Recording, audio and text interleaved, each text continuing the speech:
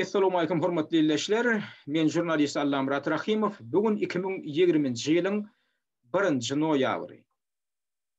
Bugün kepleşimde men Amerikanın Birleşen Ştatlarına yine 2 günden ýagny 3 noyabrda geçecek prezidentlik saýlawlary bilen baglanyşykly wakalara birader aksyn vermekçi. Näme üçin bu saýlawlar şeýle üns berilmäge münasip waka. Bilşiňiz ýaly Amerikanın Birleşen Ştatları şu gün dünyada harby hemde ykdysadydan iň bir kuwatly döwlet hasaplanýar. Birleşen Ştatlaryň alyp barýan içerki boýa daşarky siýasaty dünýäň ähli künjüne diýen ýaly özüniň täsirini ýetirýär. Geosyýasy meselede. Şol sanna post-sowet döwletlerine şol sanna Türkmenistana özüniň täsirini ýetirýär. Şunukdaýlardan Birleşen Ştatlarda bolup geçýän häzirki waka esasanam döwlet liderini saýlamak bilen baglanyşykly bolup geçýän waka üns berilmeýän geçilmeli waka däl. Indi Amerikan Birleşen Ştatlaryna geçiriljek häzirki prezidentlik saýlawlaryny esasy üns bermeli zatlar nämeden barat? Aw nähil aýratyndy we bu gedekki prezidentlik saýlawlaryny. Bilşiňiz ýaly prezidentlik Amerikan Birleşen Ştatlaryna inni soňky 150 ýyldan gowrak wagt bäri, hususan 1850-nji ýyldan başlap şondan bäri Birleşen Ştatlaryň liderligine diňe 2 sany partiýadan adam saýlanýar. Olam o partiýalaryň Demokratik Partiýa hem Respublikan Partiýasy. Inni bundan daşary 1856-njy ýyldan bäri Birleşen Ştatlaryň Kongresinde de esasy agdyklyk edýän 2 partiýa bar. Şo Kongresinde esasy kontrollyk edici 2 sany partiýa bar. Olam Respublikan Partiýa hem Demokratik Partiýa. Şondan başga 3-nji partiýa hiç şerwal 1856-njy ýyldan bäri agdyklyk edici partiýa bolup bilmedi. Şol ýa Respublikan Partiýanyň wekilleri agdyklyk edýän, kontrollyk edýän partiýa bolýar ýa-da Demokratik Partiýanyň wekilleri şol Kongresse hem Senatda agdyklyk edici rol oýnap gelýär. Şu 2 sany partiýa madam şol hem prezidentlige saýlanyp gelýär şo partiýanyň wekilleri hem şol Kongresse hem Senatda agdyklyk edici partiýalar bolmagyna galýar. Indi 150 ýyldan gowrak wagt ber. Şunukdaýlardan hem käbir synçylar aýdýar Amerikada hakyky manysynda demokratiýa ýok. Sebäbi 2 sany topar bar. 2 sany gangsterler toporu var ýa-da aýdaly ýa bekwidaryan toporlar var. Şolaram şu ýurduň siýasatyny dolandyryp gelýärler. Şol kontrolligim elinden beren oklar.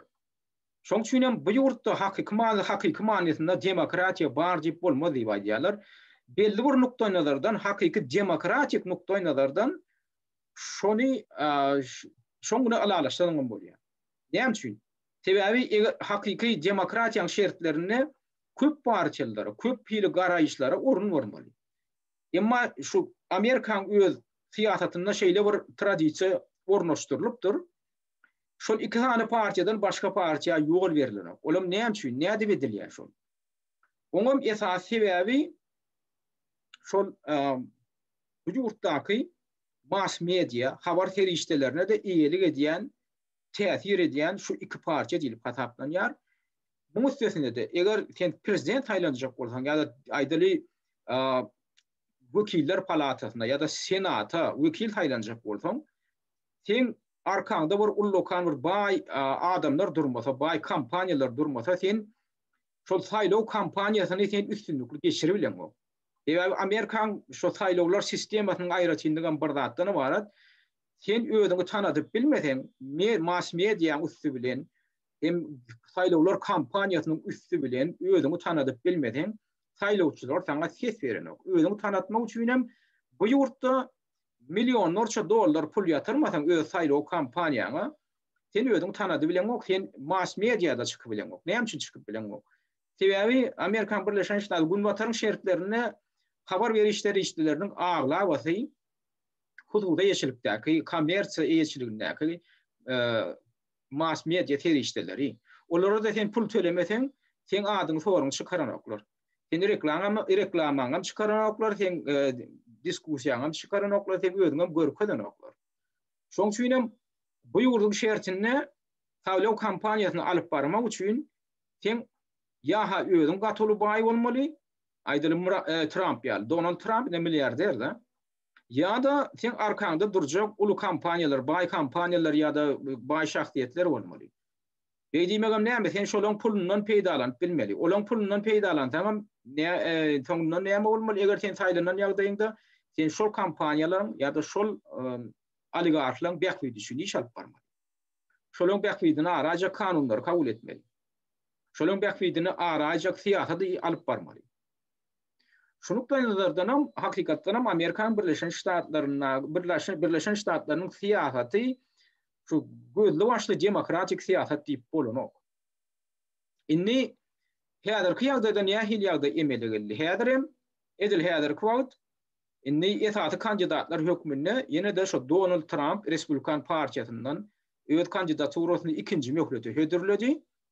Demokratik partiýadanam ýurdun odolky vice-prezidenti, ýagny Barack Obama'ň döwründe şoň orunbasary bolup, şoň kömekçisi bolup işleýän, ýagny vice-prezident Joe Biden öz kandidaturasyny prezidentlige hödürledi.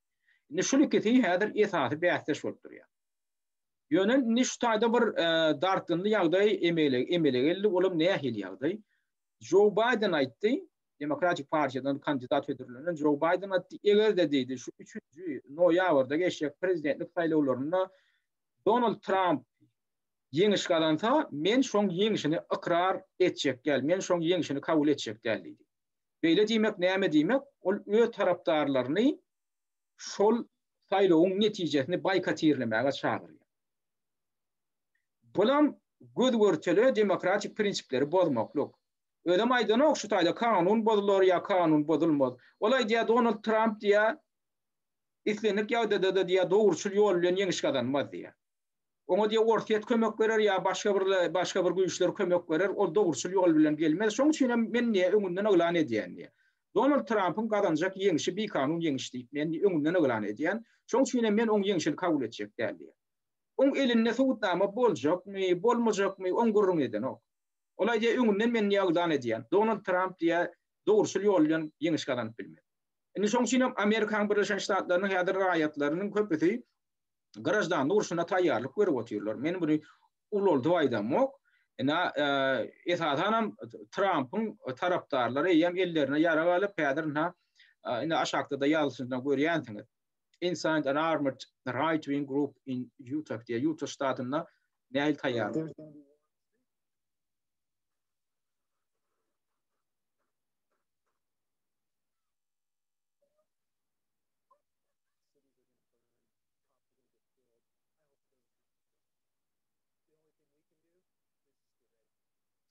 Görşüňe ýaly adamlar biz diýä her hili ýagdaý häzir diýä häzir bolmaly, sebäbi diýä şol demokratlaryň eden beýanatyndan soň diýä indi bir garajdan uruşyny turaýmagy mümkin. Eger olar diýä Donald Trump'ın ýeňişini boyun almasalar onda çaklaşyk bolar, hökman diýä. Ýani demokratlar tarapdarlar bilen Respublikanlar tarapdarlaryň arasynda hökman çaklaşyk garajdan uruşyny turmagy mümkin diýip eýem ellerine ýara galyp taýýarlyk görüp berler olur şo. Ondaşyndan äder bizneslerim taýýarlyk görüp berler. Biznesler öz idaralarının ýa biznesleriniň daşyny görüýte DSP ne şolar ýaly fanerler bilen berkitip berler. Jimden goranmak üçin. Ne görýärmi? Biznesleriniň daşyna ýa fanerler ýa DSP fanerler bilen berkitilýär. Şo hüjüm edilen ýagdaýynda goranmak üçin. Ondan eýem boşunlar ile harbylar taýýarlyk görüp oturýar. Her ýyl ýagdaýyň ýüze çykmagyna raýatlar goramak üçin.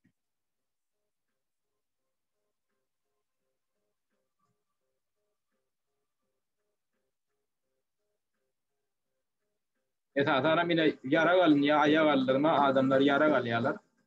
Ine şu soň günler bolup duran 29 oktyýabrda ýa-ni boýlan video şu. Adamlar aýag aldygyna häzir ýara edilýärler. Şol ýaly her hili garaşylmadyk ýagdaýa taýýarlyk görýärler. Bundan öň bular ýaly derejede dartynly ýagdaý bolmaganda prezidentlik saýlawlary bilen baglanyşykdy Amerikan Birleşen Ştatlaryna.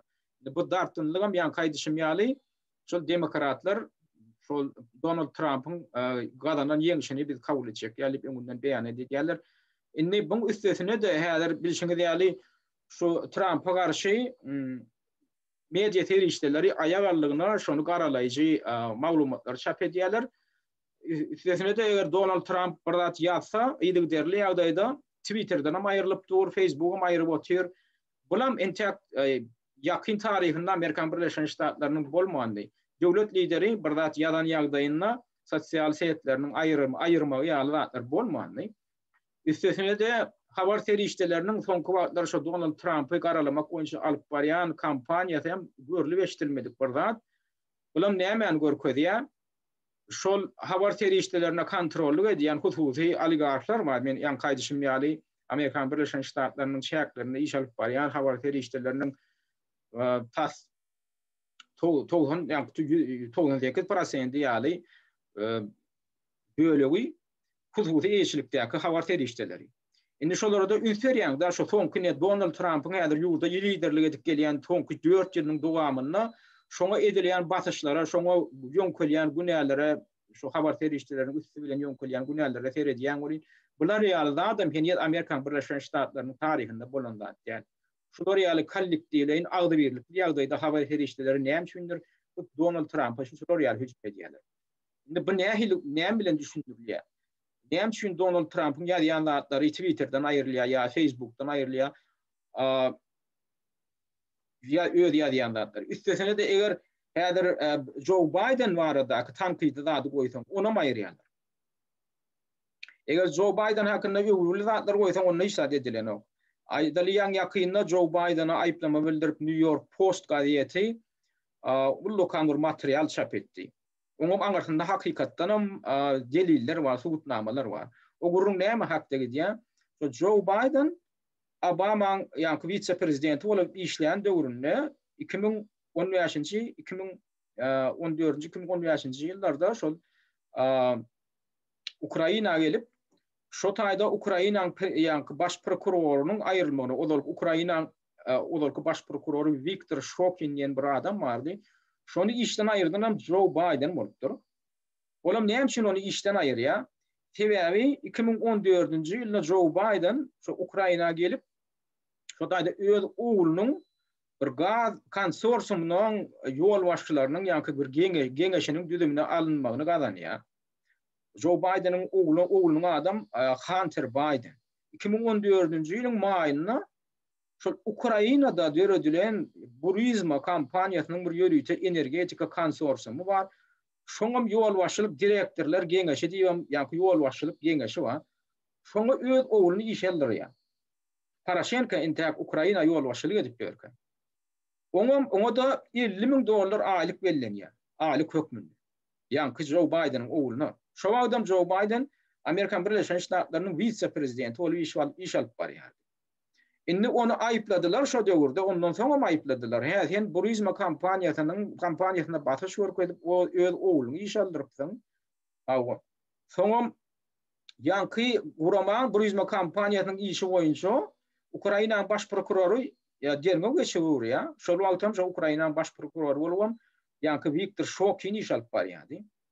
Bulam Joe Biden gelýärdi, Poroshenko batyş görkezýär. Sen niýe şo prokuroruny işden aýyrdy ýa? Bolmasa men teňdi aljak bolup beren kreditine ýol bermen diýär.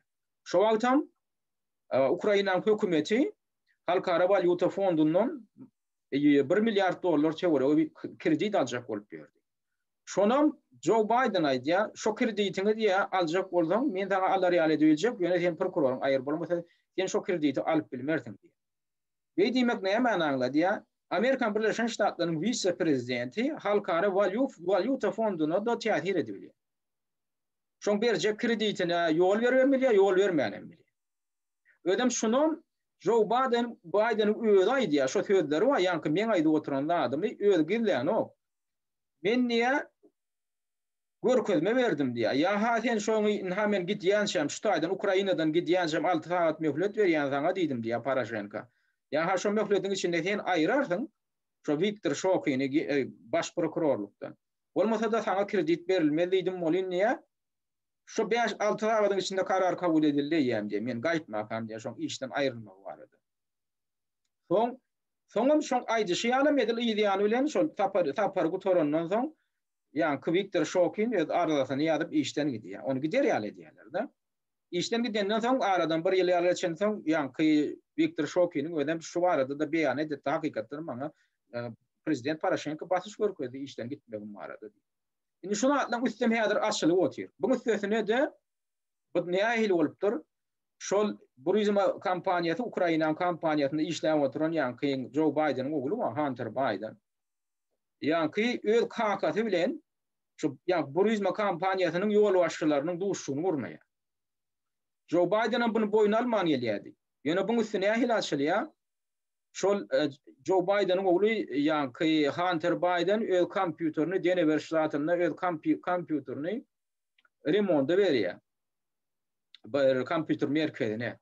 Şu beren kompýuterinde da hemme maglumatlar bar eken. Şu ýa-ni Hunter Biden'ın alşan hatlar bar eken. Ýa-ni Burizma kampaniýasynyň ýol başçylary bilen. Ol akmak bolsa ýol kompýuterinden şu maglumatlar aýyrman tapşyrypdyr ýa-ni kompýuter bejerýäni. Kompýuter bejerýäni bu adamyň kimdigini bilen soň kompýuterine ýa-ni maglumatlary terjişdirýärdi, ýa-ni ýal hatlaryň üstünden barýardy, muň kopýasyny alýar, kopýalap, onu tapşyrmaly ýerlerine. Şeýdi bilen ýa-ni hatlarda näme ustaçylýar? Şol ýa-ni Hunter Biden, şu Burizma kampaniýasyna oturup her aýda $50,000 aýlyk alyp oturan ýa-ni Hunter Biden şu kampaniýaň ýol başçylary bilen öz kakasyny duşurýar. O taýda da ýa-ni Burizma kampaniýasynyň başlygynyň ýol başçysynyň geňeşçisi şoňa sowalsyny aýdýar. Hatyna, hatalşyna. Men minnetdarlyk bildirýän, ýa-ni biz bilen öz kakany duşuranyň üçin. Ol bu wakany bolsa Joe Biden'ın öýde boyun almany gelýär. Bular ýaly bu bolanok, bu ýam bähwitleň konflikti diýip bir zat bar. Conflict of interest. Şolar ýaly wedipäni eýläp oturan adam, hemem öz ogluny şotaýda ogluny işledip oturan adam, wedipäli adam, olar ýaly gizlin duşuklar geçirmek bolanok.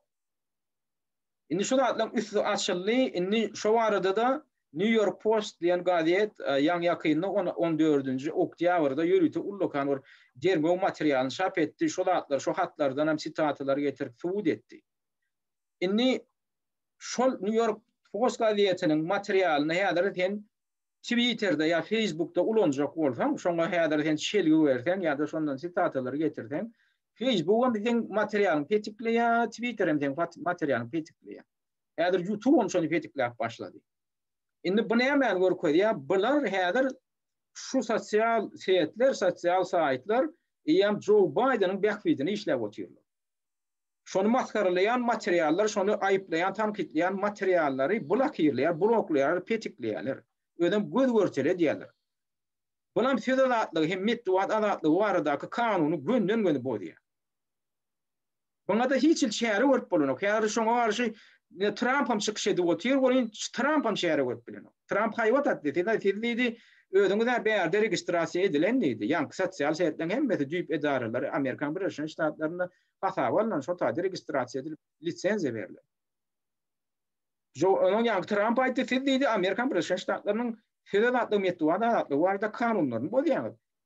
Bizde şäher görmeli worthyp haýwat atdy, duýduruş berdi, onda da şo duýduruşlardan gorkanoklar. Bular näme üçin gorkanoklar? Bular näme üçin Birleşik Ştatlarynyň kanunlary şeýdip bozup oturýarlar? Sebäbi hökümetiň hem güýji ýetenok ýa-ni ýaly dilluşuk gurnalan halatynda. Onda bu dilluşuk gurnayan kimler? Joe Biden'ın arkasında durýan güýçler näme? Olar ýaly kanun bozmalary ýol berip Joe Biden'ın eden jenaýetçiliklaryny bastyryp göreçek bolup, ona prezident saýlatjak bolup şeýdip duran güýçler näme güýçler? Birleşik Ştatlaryň we umumy sistemasynda şeýle bir düşünje bar, deep state diýip. Ýa-ni orçy aýtsak, glubinnaý gosударство ýa-da türkmençe aýtsak, kölgedäki döwlet diýilen bir düşünje bar. Kölgedäki hökümet diýip. Şu kölgedäki hökümet diýilen güýç hakykatdan ama bar zat. Eýamyl köp bilermenler tarapyndan hem eýlen bilinýän zat, tasdiklenýän zat, gurrungy edilýän zat. Ol güýjem Birleşik Ştatlaryň prezidentine de boyun egenok, hökümetine de boyun egenok. Ýöne şol halkara valyuta fondy hem Birleşik Ştatlaryň federal rezerv sistemasy diýilen ýa-ni maliýe sistemalary bar. Ana şolara eýelik edýän adamlardan duryan, hem halkara transnasyonal maliye sistematına gödäwçilik edýän, kontrol edýän ýörüýçe güýçler bar. Şolar diýilip hataplan. Olaram haýsy güýçleri kontrolüne saklaýar. Ya bir bar äfli halkara walyuta hemme maliye sistemat, maliye dolanşy şolaň elinde. En geçirjek pulun şolaň elinden geçýär. Olaram eline tutuşunly dünýäň maliýet erişdileri diýelen ýaly şolaň elinde da olaram arkaýynlyk bilen ýanky SRU ýaly gurama kontrolü edýär hem federal ýanky büro derňög bürosu bar. Şolar ýaly guramalara da gizlin gulluklara da bular kontrol edip dur. Şoň üçin Trump'ın prezident bolsa da Trump hatda goşundan Amerikan Birleşen Ştatlarynyň harby güýçleriniň baş komandçysy hasaplan. Ýa-ni şoňam köp zada erkiýetine okşam etedi. Köp zada öz diýen netdirip bilen. Şol öz başda syýasat alyp barjak bolsa da buny her tarapdan ýanky gaziýet jurnallar aýagallygyna tanqid edip ýere tokýa diýmek. Şol habar terişdelerim ýa-ni gaýtdy kutusy habar terişdeleri diýip da buň aglaba ýemki böyle goý. Amerikan Birleşen Ştatlaryna iş alyp baran habar terişdeleriniň 98% ýaly böyle goý şol kutusy ýeçilipdi. Indi şol adamlaram ýanky kölgedäki hökümet diýilýän şol güýçlere tabin bolýarlar. Şol habar terişdeleriniň eýeleri. Bolmasa näme üçin heni görülip eşdirmedik derejede Amerikan Birleşen Ştatlarynyň prezidentini tanqidlamak, şonu garalamak kampaniýasyny näme üçin şolar kollektiwleýin agdy birlikler alyp barýarlar. Men bu taýda Donald Trump bir gowa adam ýa erbet adam diýilen gurulňdan uralanmakda şoňa garşy kollektiwleýin agdy birlikdirilip alınıp barýan kampaniýany görýän men şo bardy gurulňy. Emma beýleki tarapdan häzir Donald Trump'a bildirer aýplama bolsa bular bir ýerden hapa tapyp bildi, kemçilik tapyp bildi. Trump'ın ýüzüne basjak bolýar, kemçilik tapyp bilen oklar. Emma beýleki tarapdan bu garşydaşy waýny prezidentlik saýlawlarynda Joe Biden'a garşy bildirer ýaly gaty köp aýplama bar. Oň ýöne gallyry aýmak gerek. Bu para horlugyny, bu beýleki ýurtlaryň içine gelip bu prokuratyny aýyrdy otýar, halkara walyuta fonduna görkezme berip otýar. Kime kredit vermeli, kime kredit vermeliler. Öz oğlunun haşular ýaly gepleşip geçirip daşary ýurtlardaky bir energiýa konsorsiumynyň ýol başçylar geňeşine iş ýa-ni ýol başçylarynyň bir edip belli de otýar. Oňa şonça aýlyk berdirdi otýar. Bu taýda gaty uly korrupsiýon bir sistema, schema bar. Indi şol atlaram häzir sen ýazjak bolsaň sosial setler seni bloklap otýar. Tetikläp otýar. Şol atlaryň özi şu dilluşuň ullukan ur halkara derejesinde dilluşuň bardygyny görkezmeýär. Şular ýa sosial saýtlaram şoňa goşulyp oturan bolsa, şonu gorap oturan bolsa. Gaziýet jurnallar oň arkasynda duran bolsa. Indi şu şertlerde häzir Trump'ın şansy uly. Ýene bir zat bar. Häzir sosial bizde nime geçirip pikir soruşyp geçirýär diýip käbir gaziýetler ýanky men aýdýan oýnaty gaziýetler bar. Şolar pikir soruşyp geçiren bolýar. Ilatyň arasynda daýdýar. Bu saýlawlarda diýär Joe Biden'ın diýär ýeňiş galanmak şansy gaty ýokdur diýip görkezýär. Näme üçin? Trump'dan şoň diýär häzir saýlanmak mümkin. Diýär bu diýär ilat arasyndaky gollugy Trump'dan diýär alyndan diýär 6-7% öňde bar ýaly görkezýär. Indi şolam buluşy höder diýär. Näme üçin? Birinciden häzir Joe Biden'ın awraý ilat arasynda Amerikan Birleşen Ştatlarynyň ilat arasyndaky awraý gaty pes derejede. Ol görnüp dur. Ýöne näme üçindir şu gaziýet jurnallar hamala ilat arasynda pikir soruşyp geçirende oň awraýyny gaty bir ýokary edip görkezýär. Bir hil kontrast döreýär. Andan ýaly ýagdaý dörenokda. Şular ýaly 70'lerde jenaýetçilikde ýa-da korrupsiýon schemada bu näl tapylan, bu näl suud edilen adam nädip ilatyň arasynda olar ýaly awraýdan peýdanyp bilýärdiňini soraw ýazýar. Şunam şo ýanky pikir soruşlyk diýilýän zadyň özüni eýýäm galplaşdyrmalaryň bardygyny görkezýär. Men bunu näme üçin aýdýam? 2016-njy ýylyň noýabryna bolan saýlawlaryň öňýany şonda da ýadyňyzda bolsa Demokratik Partiýadan Hillary Clinton bäsleşipdi Trump bilen. Trump hem şonda Respublikan Partiýadan çykypdy. Indi şoň saýlawlaryň öňýanam ýanky diýilýän gaziýetler pikir soruşyp geçiren bolýar. Ilat arasynda da Hillary Clinton'ın reytingini şoňa berilen bahany ila tarapynda bakan berilen bahany hatta 80%'ine şeýle ýetirdiler. Men elimde şo faklak galan şo görkedim. Ýanky ýaly nemeler bar. Pikir soraşyň netijeleri men näder emma men şo faklak galan. Tebe şonu da gaty şu bir hil döretdi da. Ine Reuters agentligi pikir soraşyk geçiren bolýardy. Trump'ın diye şo wagtky şanty ýeňiş kazanmak şanty bary ýok 20-30% töwere diýen bolup görkedi ýa. Hillary Clinton'ky diye 70-80% diýip görkedi şonu. Indi oňam galplygy tiz wagtdan ýüze çykdy. Şol aýdylýan ýa pikir soraşyň netijesi ýa-da galplaşdyrylan sanlardy ören tiz wagtdan belli boldy. Olam taýlawlar belli bolýan. Trump ýeňiş kazandy. O nähil olar ýaly bolýar. Eger Hillary Clinton ýeňiş kazanmak şanty ila tarapynda geçirilen pikir soraşlyga görä 70-80% bolan bolsa, onu adyp birden taýlawyny ilatyň aglaba bölegi Trump'a tetdir. Şoňa önem galplaşdyrmalar bardygyny görkezýär. Şo pikir soraşlyk diýilýän zadyň özüne de häzir kwat ananar ýaly däldigini görkezýär. Şoňa maňarsynda ýanky şol Deep State diýen ýa-da ýanky kölgedäki hökümet kölgedäki güýç diýilen şol ullukan güýjüň oýun oýnaýandygy görnüpdi. Buňa maňarsyn. Indi ýene bir zat bar, prezidentlik saýlawlary bilen bir baglanşykly Amerikan Birleşen Ştatlaryna bir galp oýun edip bolýanyny görkezýän bir ýene bir sistem. Indi siz pikir edýänsiňizde şu Türkmenistanda geçýän saýlawlardan uguralyp ýa Türkiýede aýdyr ýa Orsiýetde geçýän saýlawlara seredip saýlawlar diýilýän zat nähili adamlar saýlaw uçaşlaklaryna barýar, ses berýärler, soň ses sanalýar da haýsy kandidat, prezidentliге kandidat köp ses alsa şolam saýlawlarda prezident saýlanýar. Diýip pikir edýänsiňizde Amerikan Birleşen Ştatlaryna şol solar ýaly işleýän. Özüňizden köp adamlar şundan habaram ýok. Habary bar adamlaram kän şuňa ünseren. Bu Amerikan Birleşen Ştatlaryna ýanky saýlawçylar diýip bir zat bar, saýlaýançylar diýip ýene de bir zat bar. Siziň men önüp garantiýa berýän, men bilýän siziň köpüňiz şunu eşdenem diýäsiňiz.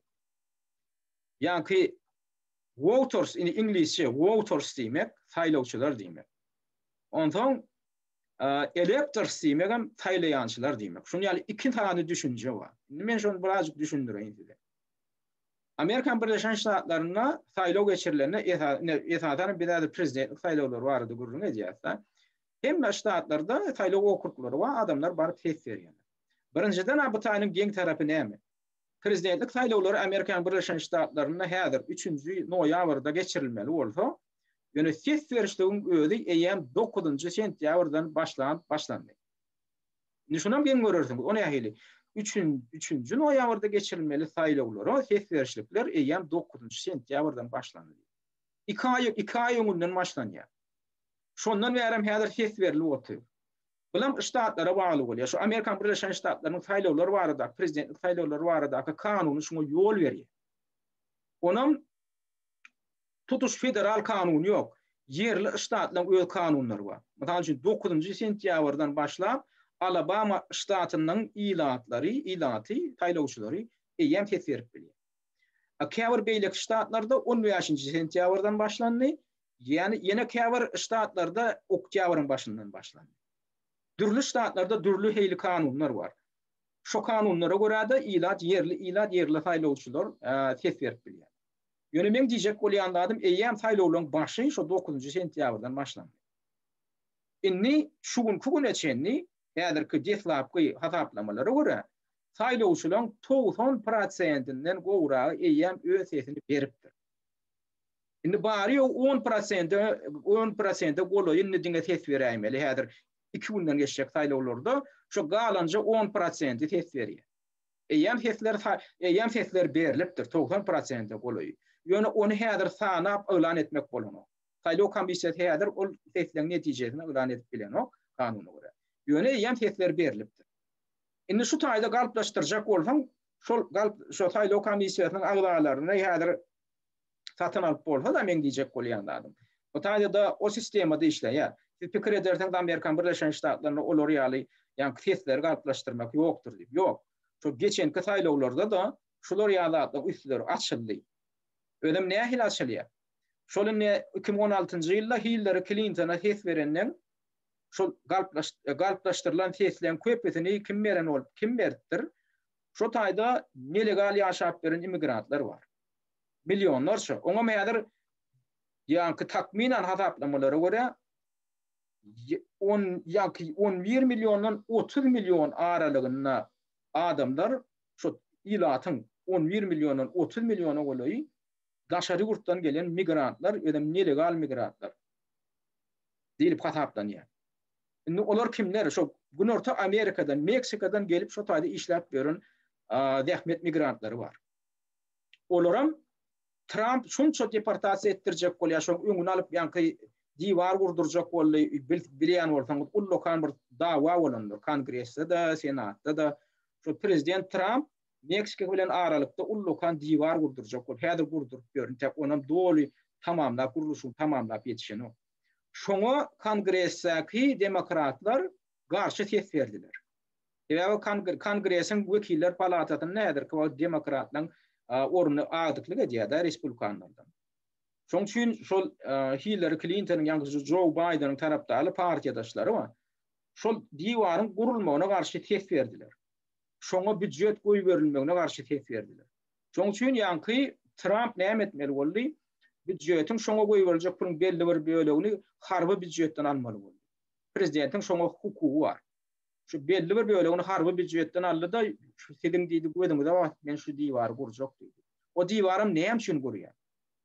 Sebäbi şol Günorta serhede bar. Amerikan Birleşen Ştatlarynyň Günorta serhediniň ýar şo agla we bölegi ýöne açyk ýagdaýda. Ýöne simbolik ýagdaýda baty kenektimlerde o taýda kontrolluk ýok. Şoň üçin Günorta Amerikadan, Meksikadan ýa beýleki ýurtlardan gelýän zähmet migrantlary ýa-da aýdaly neşe gaçakçylyk bilen meşgullan adamlar, adam gaçakçylygyny edýän adamlar arkaýym geçip otyr. Şok şakaçyn. Şoň üçin hem şeýle bir ýagdaý döredi, häzir ki resmi ýanky anyk takminan hasaplamalara görä 30 milyon çenli Amerikan Birleşen Ştatlarynyň ilaty bir kanun ýaşap beren zähmet migrantlardan ibarat diýip hasaplanýar. Maksimum mallarny 30 milyon, ýöne adından 11 milyon diýip hasaplanýar. Onuň siz barlap bilersiňiz. Men onu ötkellemden alamokda şu bar olan statistikany aýdýar. Indi şol minimal görnüşinden alsak da şol 11-12 milyon diýip alaňda da bir gaty ullokan san. Olam nädip deredi? Olar ýaly meçhurde ýa-ni bir kanun ýaşap beren zähmet migrant, onu zähmet migranty diýilýär ýa-da ýöne şolaň köpüsi kriminal elementlerden ibarat, jenaýetçil elementlerden. Olar kim? Olar ýa-da şol neşe gaçakçylygyny edip piçlat işlemän, şo taýda neşe gaçakçylygyny edip, şo taýda neşe tatyp beren adamlar, ýa adam gaçakçylygyny edýär, ýa çağı feodatyny edip beren bir ýüden jenaýetçiler bar. Şolaram edenler edip beriler. Ýöne indi bundan peýda görýän güýçler bar. Ýa-ni hususy korporasiýalar bar. Olar nähil peýda görýär? Donald Trump hem şoňa garşy häzir göreş alyp gelýär. Interim dol soňlap bilen şo taýda şo meselede de buňa günde gatyly kynçylyklar ödýärler. Ýa-ni kapitalistler, oligarklar. Näme üçin? Sebäbi şol ýa-ni gelen zähmet migrantlary birinjiden ardan güýç, ardan iş güýçi. Eten gelende zawod fabrik bolsa ýene bolsa arkaýyn alla buňa ne sen bir strahowany töleýän, ne buň saglygynyň aladasyny edýän, ne buň iş ýa-ni şertiniň aladasyny edýän.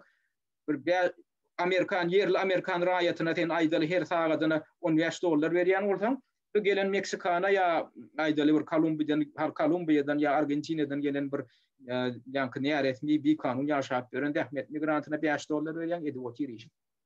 Bular bir tarapy, ýa kapitalistler üçin bu pul tökşetlemek üçin amatly. İkinci tarapy, bu adamdan hiç hukukyny amaladatny etjek gumany ýok. Sen buň hukukyny boz, sen bunu 8 sagat ederek 10 sagat işlet. Buňa da sesini çykarmagy boguruldan ýagdaý ýok. Şeý dip ýa-ni pul gurady otýur da ýa-ni zähmet migrantlar. Indi üçüncü tarapy bar. Aýdaly neşe feodaty bilen meşguldan ýanam oligarklar bar. Bular girdiğinde däl. Şo baýa oturan adamdan agla we ýa-ni narka baronlar da Amerikan Birleşen Ştatlaryna da bar, Günorta Amerikada bar. Olaram özara feoda edip özara gatnaşyk edip beren kriminal elementler. Bularam yankı adamdan şular ýaly näretmi ýaşap beren migrantlaryň kömeginden peýdalanýarlar. Şolaryň ýeşe gatnatdyrýarlar, şolaryň ýeşe tatdyrýarlar. Bularam yankı ýaly elementler üçin amatly. Ýeşe howdatny etdirmek üçin. Inni buňy söýsüne Amerikan Birleşen Ştatlarynyň türmesiniň 80% goloýy, şu ýurtda bar olan türmelerin 80% goloýy hususy eýçilikdäki türmeler. Inni bu taýda yankı türmelerin eýelerin peýda bolýarlar. Näde peýda bolýarlar? Aýdaly şol neşagat şahsçylygyna ýa adam fewdatyny etmekde eýlede beýlede yankı elede şaýte yankı gelen adamlar bir kanun ýaşap ýören adamlar, daşary adamlar. Bular yankı hususy türmelere uğradýarlar. Hususy türme uğradylan ýagdaýynda islenip jinayetçini öz türmesinde saklanan üçin yankı türmeň eýetine, yankı türmeň özüne, hususy eýçilikdäki türme döwlet datasiýa türýär. Döwlet hem her bir türme basynan adam üçin $75.000 her ýylda yankı türme datasiýa we yankı pul berýär. Döwlet tarapyndan goý berilýär. Nädemiz pikir edip görüň. Günäli adamam sen türmeye bassan, her bir adam üçün sen döwletiň büdjetinden $75.000 pul alyp bilýän bolsaň, sen näme gyzyklanma bildirersiň? Bir günä adamam tutmaga sende gyzyklanma bolar. Ikinciden, türmeye basylan adamyň aýdaly türme möhleti gutordy. Indi sen onu türmeden çykarýan. Indi bundan näme ýagdaý bolup geçýär Amerikan şertlerinde. Yankı indi näretmi ýaşap beren adamy sen türmeye basan bolsaň, birinjiden sen deportasiýa etmeli onu öýde ýurtuna. Sen aýdaly Türkmenistanyň gelen mutaya orsetden gelip näretmi dokumentsiz ýaşap beren adamy sen tutsak etdi. Bolýam o ýurda degişli adam. O taýda on wizasy hem ýok, hiç adam ýok. Sen onu almaly, hem bildirilýän jinayet aýplabalar boýunça şoň dokumentlerini bile şoň gelen ýurduny uğratmak. Ola adama şu taýda türme jedaty berilmeli, şu taýda jeda berilmeli. Bular näde? Bular deportasiýa edýän, bular öz türmesinde saklaýar, sebäbi ondan girde jalp bolýar. Ikinciden, türme möhleti tamamlanandan soň bu adamlar goý berilenden soň bular şu ýurtdan deportasiýa edilen. Indi şu problemany bolap köp jurnalistler, kynçylar gowukdyryp berýärler. Buna ýa nähil bolýar diýe türmeden çykandan aglawaty tahkim etdiýen ýaly. Yine de şu Birleşen Ştatlaryň territoriýasyna galýar. Bular näme üçin deportasiýa eden oklar yine de yankı aýdyşym ýaly. Bu yankı oligarklar öz arasynda ýazylmadyk bir bilen öz kanuny bar. Şo jinayet etdimi, türmede oturdumy, her sen öz gazanmalca pulun gazandyňmy? Döwletden yankı $75.000 alyp şu näme üçin? Yankı jinayet eden adam üçin. Ýöne deportasiýa edil yankı türmeden çykan soň bunu deportasiýa etdirmeler. Buň üçin näme etmeli? Buň üçin hem yankı polisiýa güýçleri bilen, terhit gullugy bilen, migrasiýa gullugy bilen sen öz ara dilluşuň bolmaly. Indi şu problemany Trump bilýär. Trump goýada şolary deportasiýa etdirjek bolýar. Ýurdu şolary ýaly elementlerden arasarajak bolýar. Olun ýöne yankı oligarklar we yankı kapitalistik güýçler bar, şondan peýda bolýan güýçler. Şoňa elleri aýaklary bilen garşylyk görkezip şoňa ýol bermejek bolýar. Ödem kongresiň derejesinde. Şu kongresiň içinde oturan deputatlar, senatorlar hem kongresmenler var. Şolaram yankı ýaly oligarklar bähkidi üçin işläp oturýarlar. Sebäbi kongresde yankı ýaly kanuny kabul etmeli bolanlar şular deportasiýa etmek ýa ýenetmek, şulara terişde goý berip şolaryň çäretini görmek üçin alad etmeli bolanlar da şolar kongresde oturan deputatlaryň köpüsi şoňa garşy etýärler. Şunu etdirmejek bolýar. Indi size geň bolup eşitilmegi mümkin. O nähili? Bu ýurdun özüne de ýani etirýär. Olar eger neşe satyp beren bolsa, adam gaçakçylyk bilen meşgullanyp beren bolsa, näretmi nelegal ýaşap beren bolsa, bular çäretini görmeli. Ora ýurdun içinde jinayetçilik etmeli. Bular ýardam etmeli. O ýöne şol adamlardan, şol jinayetçilerden peýda bolup oturan oligarklar, kapitalistler var. Şolar şonu etdirýär oklar. Şoň üçin hem şu problemi dowam edip oturýar. Indi bu mesele bir tarapy, ikinji tarapy yankı nelegal ýaşap beren immigrantlara ses bermäge de mümkinçilik döredýärler. Şu taýlaw geçirilen. Bulam näde edilýär? Amerikan Birleşen Ştatlaryna eger sen ses taýlaw şahsyna baryp men ses berjek diýsem, käbir ştatlarda, käbir taýlaw okruglaryna sen dokumentini talap etmäge de şularyň haky ýok. Sen dilinden maglumat bersen şoňa ödem ýeterli. Köplençe ýagdaýda. Bulam size geň bolup görünmegi mümkin. Ýok, şu her näçe geňem bolsa, şolar ýaly kanunyň gözi şoňa mümkinçilik berýär. Ine men plan ýerde ýaşaýan plan adres diýip berýän bolin seni şu aýdyndan alınan maglumatyň esasynda hata bolýarlar da saňa taýlok bülçendi berýärler da saňa ses bermäge mümkinçilik berýär. Şeýdi ben ses berişlikde ýanky migrantlar ulanyp bilýärler. Indi bu migrantlar kime ses berer? Bir näre etmi ýaşap beren, dokumentsiz ýaşap beren. Bu adamlar, bu daşarylar kime ses berer?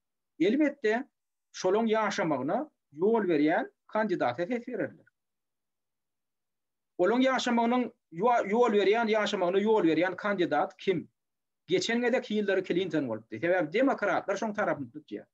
Demokratlar şolong galmagy nisleýän, şolong gorap, şolong hukuk diýilýän nemäni şolong tarapyny tutýanlar demokratlar esasan. Olar geçengedek şol şu wakada Hillary Clinton aýyplandy. Şol näresmi ýaşap beren migrantlaryň seslerinden peýdalandy diýip tuğ demediler. Şolar awtobusy daşap ertip taýla uçaşdaklaryna ses berdirip ýene şol awtobusy başga taýla uçaşdagyna ertip o taýda da ses berdirip ýörlen wakalary surat alan, video alan yerli aktivistler boldy. Bularam şu arada gohum tudurdular ýöne şonu hatta suwda da berdiler bolin barybir Amerikan Birleşik Ştatlarynyň şertine gynandak da şolatlar suwdyň üstüne şöp bolan. Sebäbi bilen bu zatlaryň bu edilip beren pasapozurluklaryň arkasynda ullukan güýçler ýörür. Indi häzirki taýlawda ýanky ýaly nelegal ýaşap beren migrantlar kime ses berirler? Elbette Joe Biden'e ses verirler.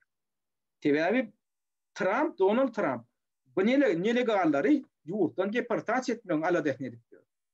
Gün orta serhetde diýwar gurup ber şolaň gelip gatnap durmagynyň öňüni almak üçin.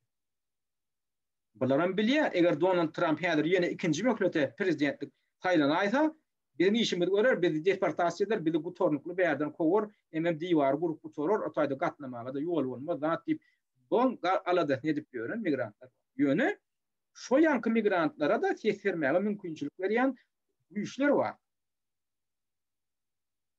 O güýjem ýanky aýdyşym ýaly demokratlaryň aňyrsynda da ýanky ýaly kölgedäki hökümet diýilýän güýçler bar. Şondan peýda bolup oturan.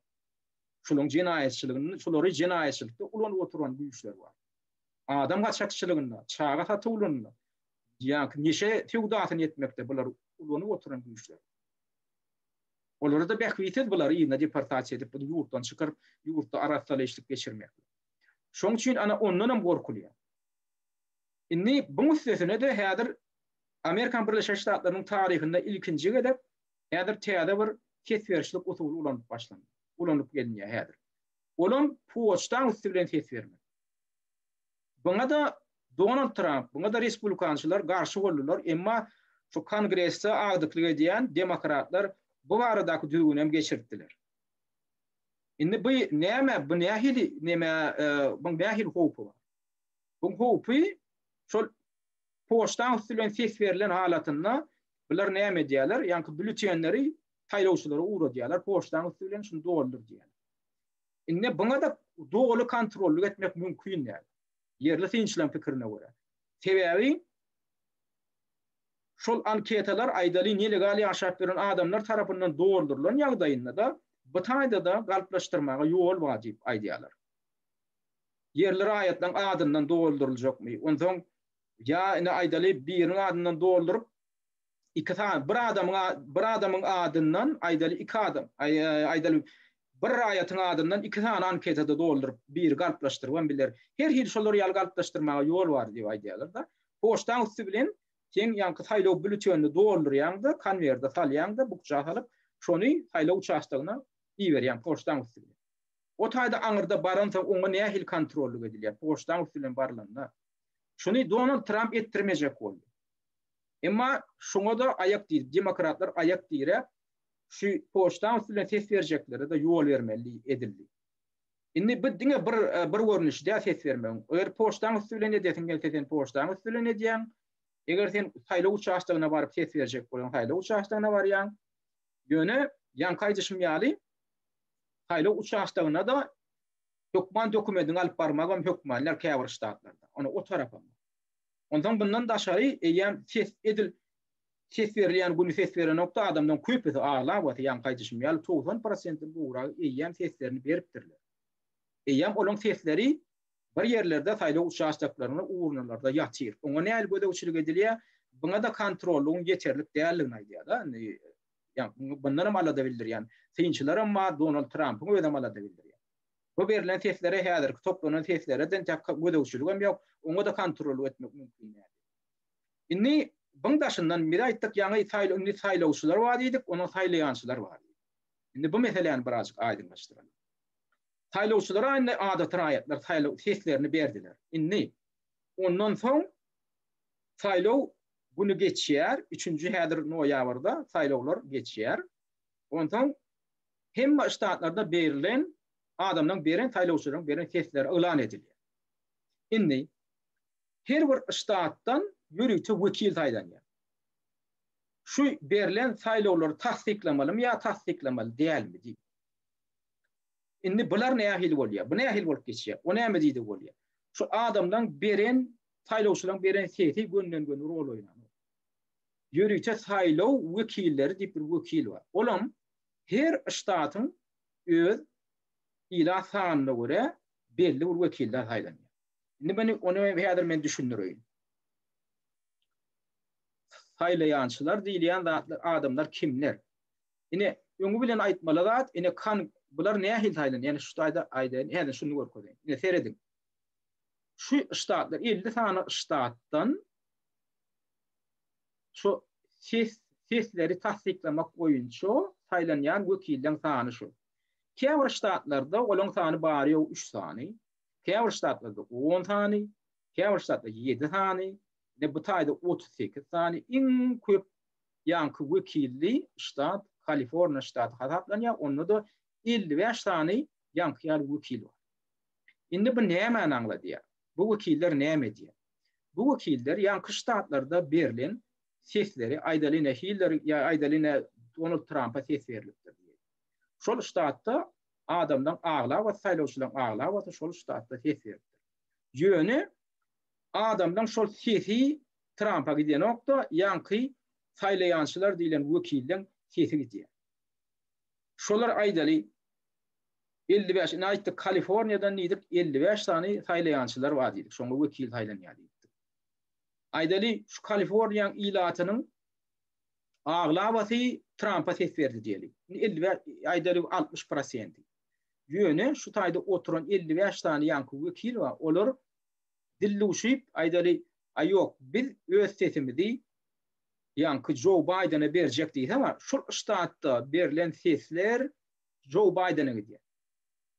Trump'a giden ok ýanky sesler Joe Biden'a gidýär. On çödýänem ýanky 55 sany adam. Indi şunu göňüňizde getirip bilýärmi? Saýlauşylaryň beren seslerini kime bermeklik meselesini ýanky 55 adam çödýär. Ýanky ştatda men ta Kaliforniýa gurrun diýär.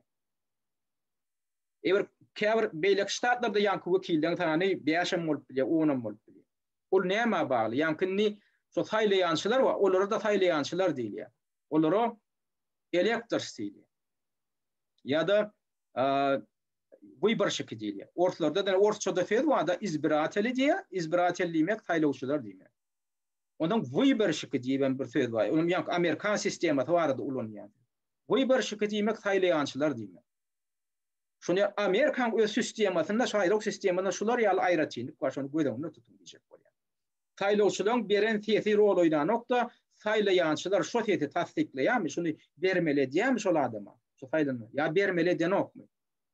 Indi şu demokratik prinsiplere aýyp gelýändir öýdäňmi?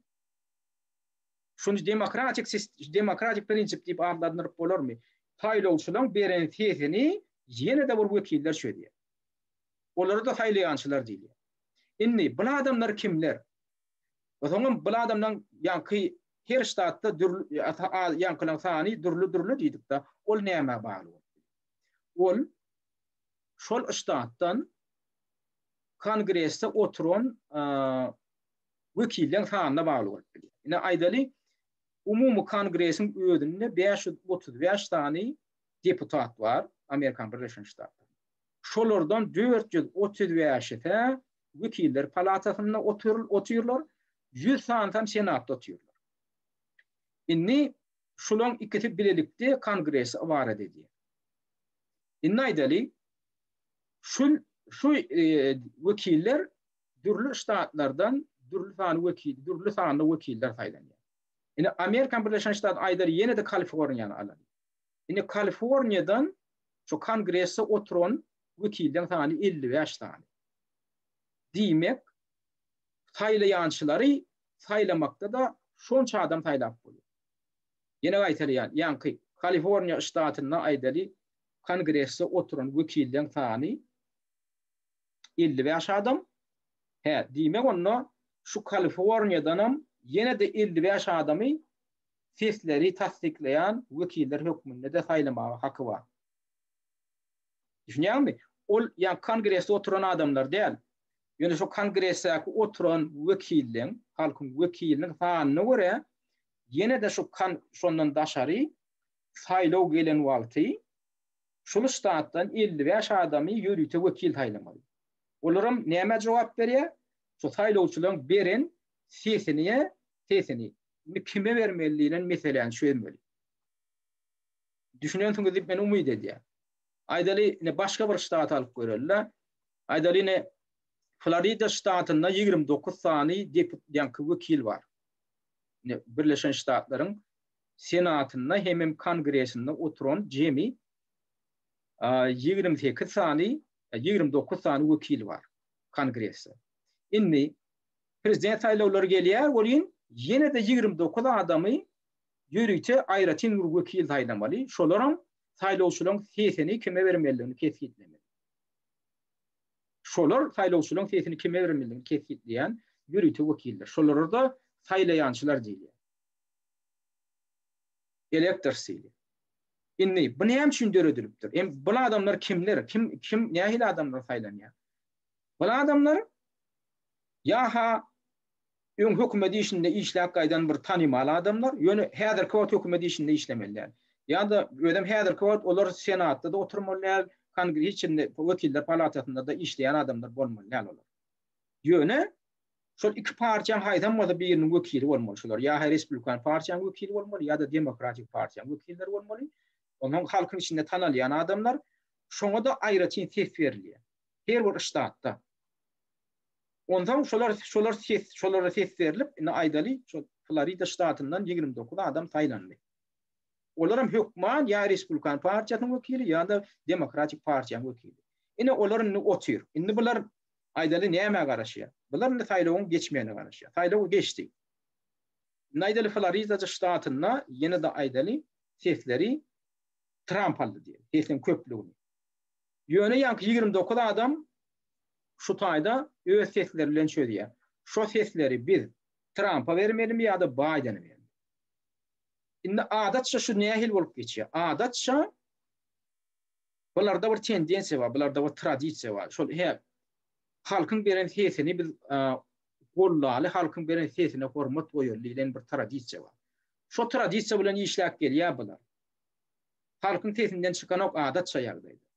Yönü şu Amerikan Birleşik Ştatlarının tarihinde 5 yedek geçen saylavlarda şol yankı saylayançılar halkın sesi bilen alalaşman öz seslerini başka kandidatlara berin halatları buldu. Ana şolar yalı yağda 2016 yılda buldu.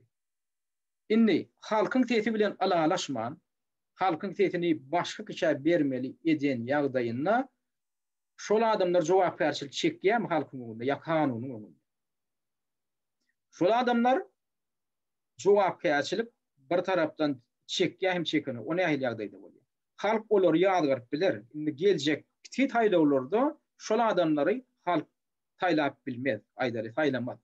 Taylayançılar hükmünde şol vazife. Yöne şol adamlar öz vazifesinden yani oturan vazifesinden riyalatçılık bir peydalanıp yeniş kazanmadık adamım yenice edip biliyor şol. Ana şolar yağlı hoplu yağday var. Yöne şu çakaşenni bular yağlı hıyanatçılıklı peydalanmak yağdayı gatı teyrek bolun. Yöne şun hedir bolaymağı gatı giyinlerimde bolaymağı mümkün değil mi araşılıyor. Olam ne ahili? Hedir taylavçılığın köpeti aydali Donald Trump'ı gollosa. Yöne yani şol kölgedäki häkimiyetler, kölgedäki hökümet diýilýän da. Ýa-ni oligarklar arkasynda duran, demokratlar arkasynda duran güýçler häzir şu saýlawlaryň netijesine çynnykylyk bilen täsir etjek bolsa, ýa-ni saýlaýançylara tatyn almalylar, ýa şolara batyş görkezmeliler.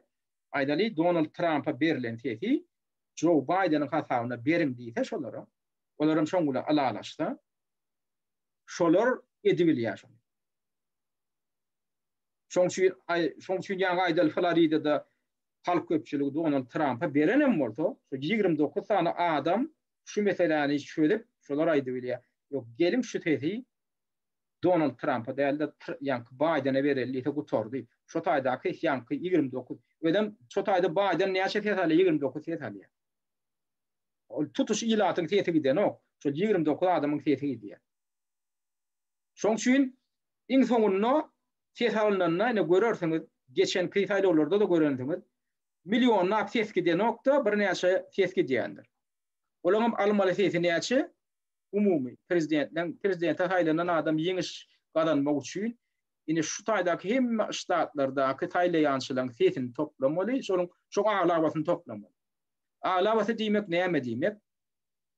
Şu taýda 538 sany saýlaýançylaryň tehditi peýda bolýar. Beýdimek näme diýmek? Ine şu taýda biz aýtdyk Kongressdaky, Senatdaky 100 sany senatoryň hemen Wekiller Palatasyndaky wekilden 435 sanatyna şoňa görä diýdik saýlaýançylaryň tehditi bolýar. Oň üstesinde de Washington DC diýen bir okrug bar, ondan 3 sany wekil taýlanýarda. Umumy saýlaýançylaryň tehditi 538 bolýar. Ne şu 538 adam Amerikan Birleşen Ştatlarynyňky şulyne saýlaýançylaryň tehditi şu.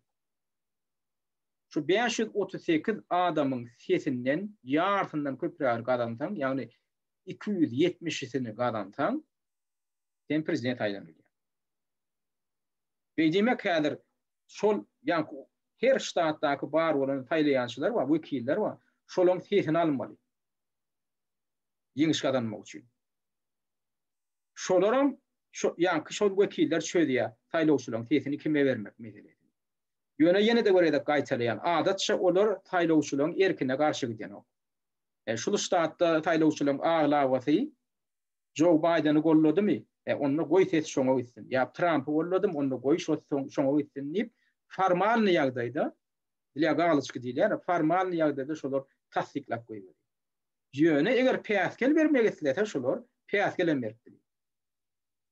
Indi bular aýdaly kollektiwleýin dilluş bilmeýänler diýil. Aýdaly şol 29 sany saýlaýançyň sesi aýdar şoň ýartyny golaýragy Donald Trump'a beriletdiýär, ýartyny golaýlagym Biden'a beriletdiýär. Şolar ýaly ýagdaýda bulan sesen bölünip bilýär. Aýdaly 10 ýaşy Donald Trump'a berdi sesini, 14 hem Joe Biden'a berdi. Şolar ýaly on bölünüp gidip bilýär. Ýöne bu seýrek bolýar. Adatça bular kollektiwleýin alalaşa gelýärlerde hemmeti bilelikde ses berýär bolýar. Şu sesimi plan prezidenti, plan kandidaty berýär. Ana men birazcık bir keldiňiz bulaşan bolmagy mümkin bagyşlaryň bolýan bu sistemaň öýde bulaşyp.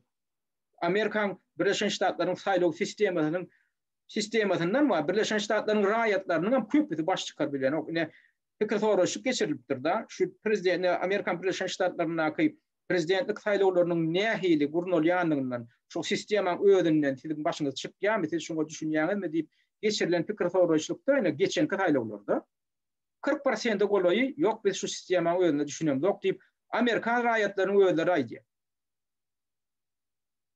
Bunu näme üçin şular ýalçylyşyny edilen? Şu taýda käbir tynçylygyny aýtmagyna görä manipulasiýa etmeklige ýol bermek üçin edilen diýip aýdýar.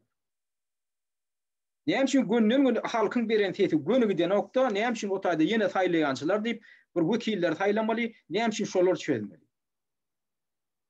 Olaram nähil edip bolýar. Birden halkyň berýän tehdit islenilmeýän adama giden ýagdaýynda ol adamam aýdaly şu ýanky deep state diýilýän güýçlüň ýanky körgedäki hökümet diýilýän güýçlüň gollamaýan adamsy bolsa.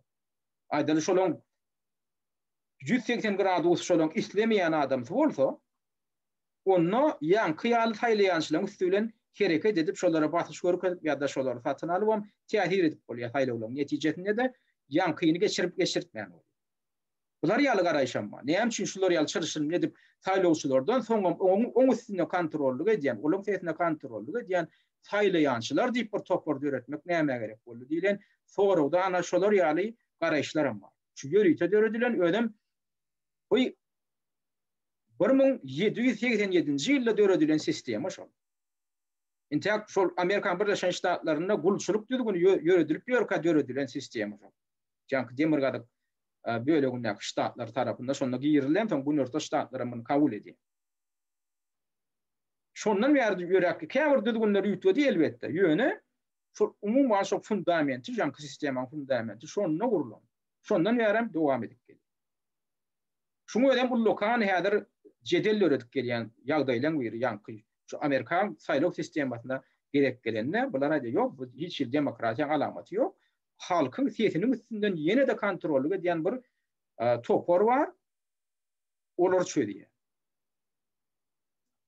Emma bu tarapdarlar aýdy, olar halkyň sesine garşy hiç şaşan gaty bir çykyş eden o hiç bular ýaly ýanky halkyň beren sesine garşy tek bir iki bir waka bolan ulaýmasa aglawa ýaýdaýda bir halk köpçüligini berýän sesini bular goldaýar diýip şeýdi baýdýarlar da. Ýöne olar ýaly bolsa onu olar saklamak näme gerek? Olar ýa sistemany onu döretmek näme gerek? Şonu aradan aýraýmaly. Indi şu meselede birini häzir seretmeli şu saýlawlar geçenden soňra birinji elan edilýän zat näme? Halk köpçüligi kime ses berdi? Ol elan edilýär. Ondan soň şu saýlaýançylar nähil karara geldi. Şol elan edilýär. Şo taýda şolar täsir edilýär. Şo taýda nähil ýagdaý bolup bilýär. Saýlawçylaryň agla we köpçüligi tutuş ýurt boýunça alanda aýdalyny 2010-njy ýylda, ýok 2010-njy ýylda ýalňyşmyýan, 2010-njy ýylda George Bush bilen Al Gore'ň arasynda bäsleşik boldy. Şonda Al Gore umumy saýlawçylaryň sesiniň köpüsine eýe bolandan soň ýanky saýlaýançylar George Bush'a bermeli etdiler. Bolýan George Bush ýeňşi. Olam nähil bolup geçýär? Bu aýdalyny şu taýda kiçirek ştatlar bar da. Bular ilaty boýunça gaty kiçem däl. Ýöne şular şu taýdaky ine kiçirek ştatlar diýeninde saýlaýançylaryň sesleri az. Ine 3 tane sesler bar. Ine 6 tane sesler bar. Ine şular umumyň goşan ýagdaýynda bar. Şu taýda ilatyň sany Kaliforniýadan köp bolýar. Mysal alýan. Emma şularyň hemmesiniň aýdyr 10 tane ştatyň sanyny alanda da şu taýdaky 55 tane ýeten ok. İlat sany boýunça şu taýda. Bulan sany Kaliforniýa sanyndan geçýär aýdyllar. Diýmek saýlawçylar şu taýda Donald Trump'a ses berse de aýdylar. Bulan sesi geçip gitse de şu Kaliforniýa ştatyndaky saýlawçylaryň sanyndan geçip gitse de ýöne şu taýdaky saýlaýançylaryň sany bir taýda az bolup bilýär. Aýdaly Joe Biden şu saýlaýançylaryň şu taýda Kaliforniýadaky saýlaýançylaryň sanyny alsa 55 sanyny gadan aýsa bu Donald Trump'ın bu taýdaky gadanan sanyndan bu sany has köp bolýar. Şoň üçin käte ilatyň umumy sany köpem bolaýanda da saýlaýançylaryň sany az bolsa bu taýda. Emma Kaliforniýada ilatyň sany umumy sany az, emma saýlaýançylaryň sany köp bolan üçin haýsydyr bir kandidat şondan peýdalanyp bilir. Şoňa da düşünýänsiňiz diýip umyt edýän.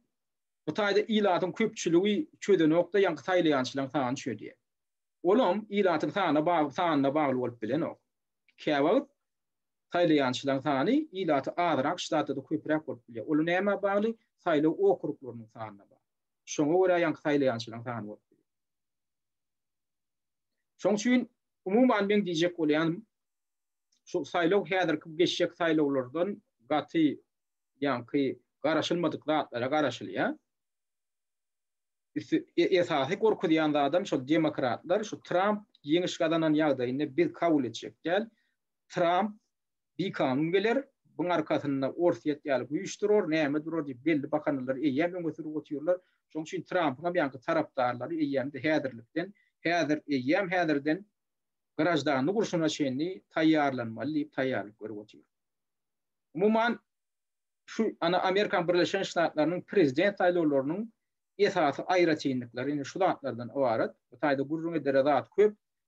Eger düşündirip bilmedik bolsam birazjyk kelleňi bulaşdyran bolsam men ötünç soraýan ýöne ýene bir gedek ýatladýan Amerikan Birleşen Ştatlarynyň saýlaw sistemasynyň özi ýanky bulaşyk şyrşyrynda düzülen sistem.